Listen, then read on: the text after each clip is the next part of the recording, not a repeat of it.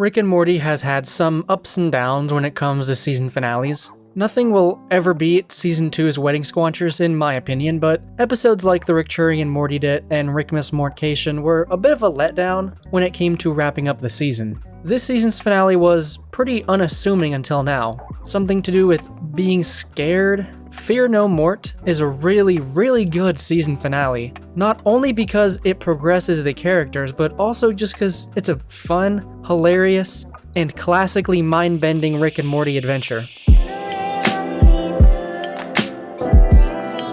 So in this episode, Rick and Morty aren't scared of anything anymore. They've seen everything there is to see, and that does make sense, even for Morty's character, who's come a long way from being the voice of the audience, the anxious one, the wide-eyed teenager. He's sort of just a Rick Jr. at this point. So they meet this mysterious salesman who tells them of the fear hole, the scariest thing in the universe. And the plot of this episode revolves around Rick and Morty jumping into this hole and facing their greatest inner fears. Now what I just said was a little inaccurate, and I know there's already comments telling me it is, but that's on purpose because there's a lot of twists and turns in this finale and I don't want to give them away. You never really know when Rick and Morty have truly escaped the hole, or who's even in the hole currently. It's a great twisty story that keeps you guessing, and isn't that what we all love about Rick and Morty? The episodes that keep the audience guessing what's real and what isn't? Like the Parasite episode. Well, it was pretty easy to tell who was real and who wasn't. They don't necessarily do that, but it plays with audience expectations in a similar way. And the episode ends with us asking, is Mr. Poopy Butthole real, or is he just an advanced parasite? We still don't entirely know. It just makes for a fun experience that transcends just being a typical episode of a serialized TV show.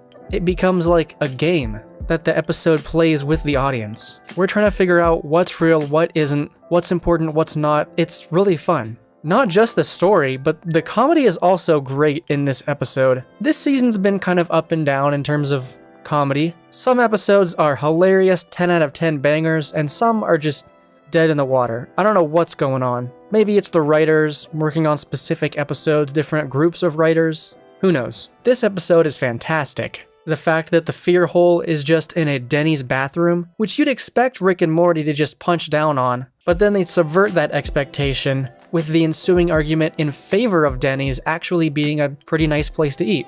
You have Morty doing the most embarrassing things to try and break out of the hole. That was a fun montage. I enjoyed that. Whatever this was. Okay, we're clearly still in the hole. That's exactly what I was thinking. You never left the hole, and part of the hole is thinking you left the hole, and then it can really dig into you. Because you can't really be scared of anything if you know you're still in the hole. And Rick's face when Diane entered the room was just priceless. Some animator really had fun getting that face just right. And speaking of which, I almost forgot the whole thing of this episode, Diane. She's gonna be on every single thumbnail, and for good reason.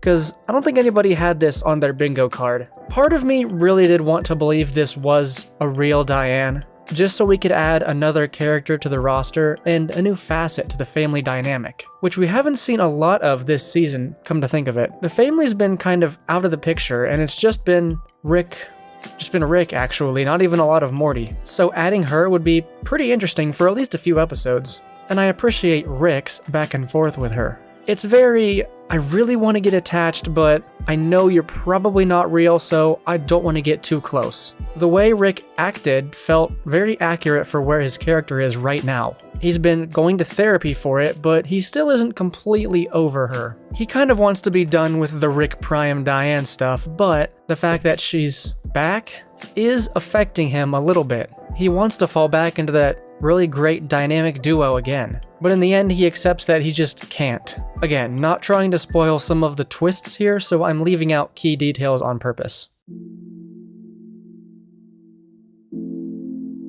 But my favorite scene is when Morty goes back to the Denny's to talk with the salesman guy. He gives a speech that is actually pretty threatening to the audience and very compelling, because it hits on a lot of the things the show's main demographic of 20-year-olds could relate to, and, ironically, a lot of things that 20-year-olds fear. It's a great tangential scene that progresses the story of the episode, of course, but almost seems like it's speaking directly to the audience, and really trying to hit at their core fear, which maybe was intentional, maybe wasn't, I don't know. The fact that we all feel like love is an impossibility, and this leads to nihilistic tendencies. Plus, the environment is pretty relaxed when he gives this speech, giving him a more dramatic aura. It makes for one great scene.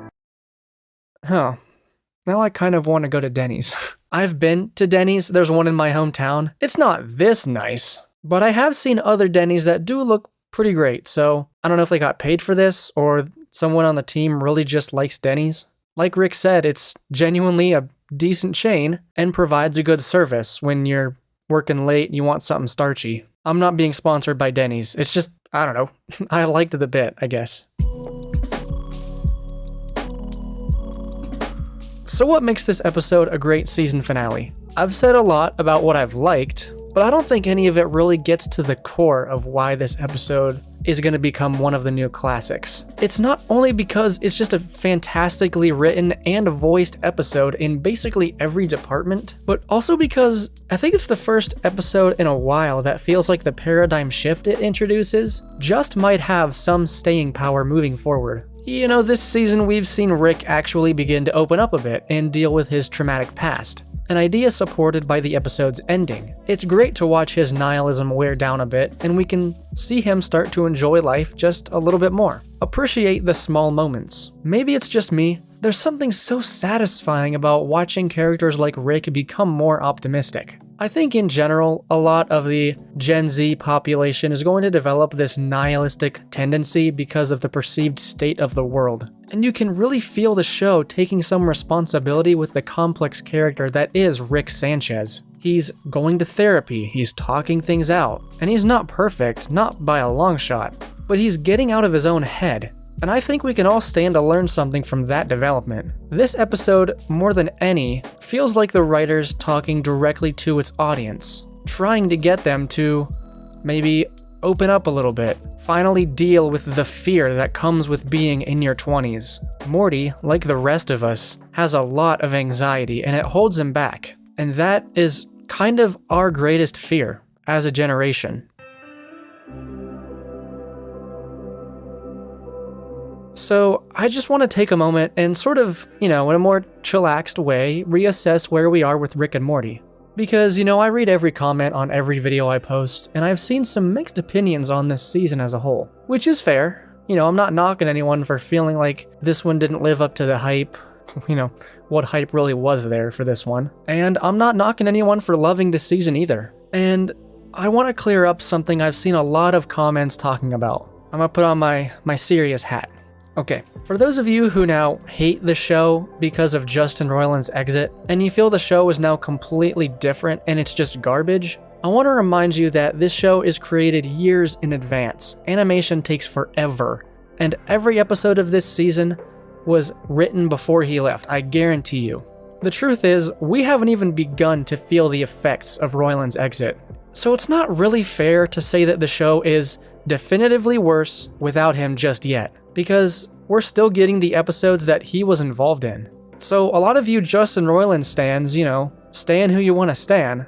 The episodes you're calling trash are episodes that he still worked on. Again, everyone's opinion is valid, and I know I'm stoking the flames here by just saying this. I'm just saying that maybe you shouldn't be so quick to completely abandon the show because one of the creators is now gone. If anything, from the behind-the-scenes drama that's come out, it sounded like he was becoming a real toxic influence on the show itself, so who knows? We might be better for it. What's the worst that can happen? We get less incest storylines? I mean, that's not... I'm not completely against having less of those. You know what I'm saying? But again, you're allowed to not feel the same way I do, and you're allowed to hate the show. I will agree with you that there is definitely a shift, and I'm not completely in love with the new voices yet either. I think they still have some room for improvement, but I'm not willing to completely throw away the show after a few seasons of them trying to find their footing once again. I think it's fair to assume that any show with this big of a change so suddenly is gonna take a long time to really be course corrected. But those are just my opinions.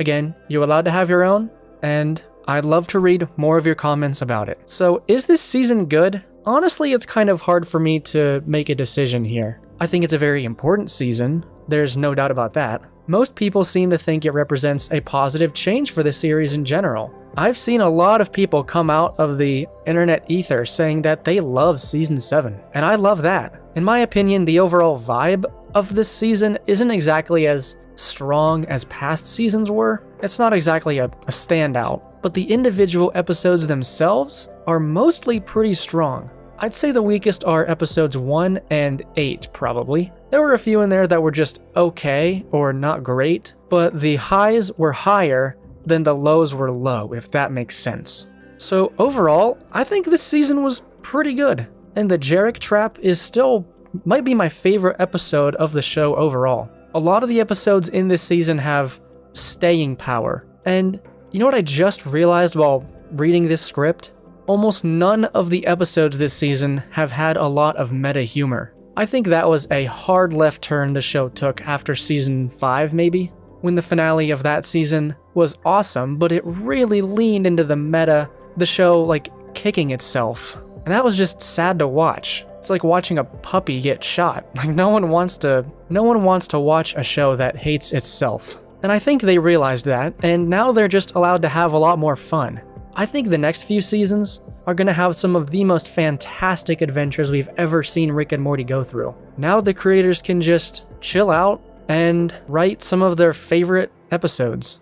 Or maybe not. Maybe the show will just pull a Simpsons and just degrade for years and years on end. Could very well happen, but I don't know. Like Rick, think I'm trying to be more of an optimist. So maybe we don't completely abandon the show just yet. Oh, and the new Rick and Morty anime looks pretty fun. We got a preview of it during the commercial break. And what a perfect time to show us this. A time where adult animation is not in a great place. Getting something like Rick and Morty the anime, something that looks pretty promising actually, is great news.